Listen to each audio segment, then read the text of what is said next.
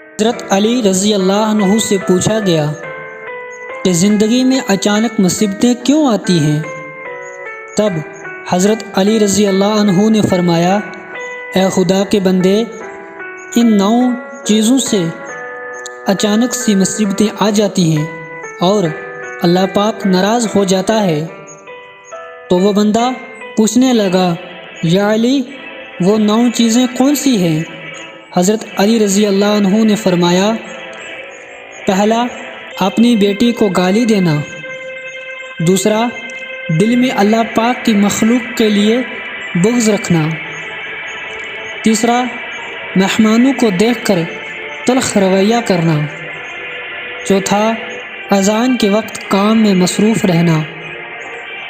پانچواں، ماں باپ کی عقل کو حقیر سمجھنا۔